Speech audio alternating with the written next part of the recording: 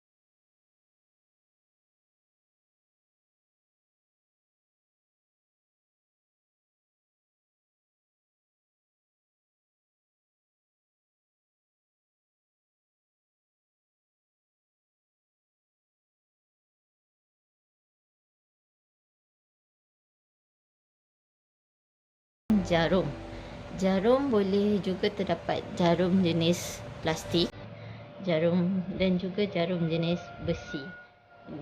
Mengikut keselesaan kita punya projek. Okey. So kita mulakan dengan membuat chain. Cara kita memegang jarum, ada orang memegang jarum sebegini, ada orang memegang jarum sebegini. Ada juga yang memegang jarum seperti pensel sebegini, mengikut keselesaan jarum kita, cara kita memegang jarum. Macam saya lebih selesa untuk memegang jarum seperti ini. Okay. So cara memegang benang. So kita dapatkan hujung benang. Pada saya akan menyepit hujung benang di antara ibu jari dan jari manis. Ini untuk permulaan. Dan benang selepasnya jari telunjuk dan jari han. So kita akan masuk dari bawah. pusingkan benang kita sehingga kita mendapat bulatan. Yang mana hujung benang di bawah kita akan dapat bulatan, dan kemudian kita masuk dari depan. Jarum kita bawakan ke bawah, pusing, kait benang dan tarik sehingga mati.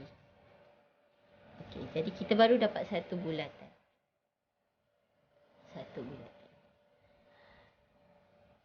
Okey, satu bulatan. Okey, untuk seterusnya kita kait, kita akan ubah cara kita memegang benang.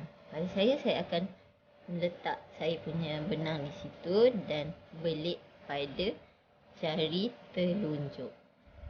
Kemudian saya akan pegang di awal kaitan. Okey. Dan saya akan masukkan dari bawah, tarik, masuk, tarik, masuk, tarik. Okey. Di sini kita dapat tiga chain ataupun 3 mata air. Okey. Tips yang saya ingin kongsikan adalah untuk kita mendapatkan chain yang cantik, benang kita perlu tegang. Kita tak boleh dapatkan chain yang cantik jika kita punya benang kendur. Kita kendurkan, kita tak dapat chain yang cantik. Sebab apa? Sebab kita susah nak tarik dia. Tak cantik. Ada besar, ada kecil. Jadi kita perlu tegangkan. Okey. Tegangkan. Tarik. Tarik. Tarik. Tarik. Jadi kita dapat chain yang cantik. Okey, macam mana kita nak buat projek ataupun membaca chain. Kita akan baca dari awal.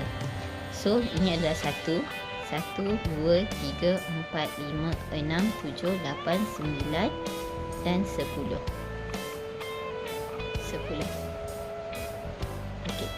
Dalam beberapa pattern, untuk kita mendapatkan satu-satu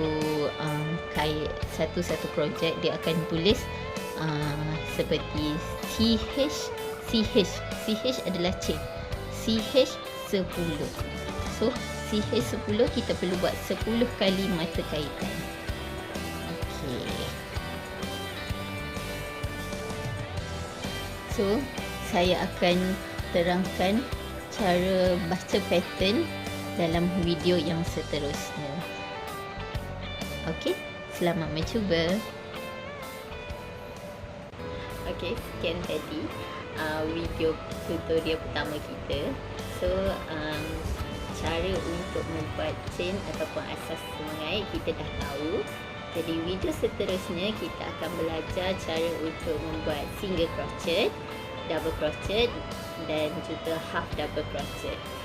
So untuk kita mendapatkan kit mengait ataupun kit pemula mengait dan juga kelengkapan mengait yang lain, bolehlah lawati Shopee saya di link yang seperti tertera dalam description di bawah. And jangan lupa like, share dan subscribe video saya. Okay, thank you.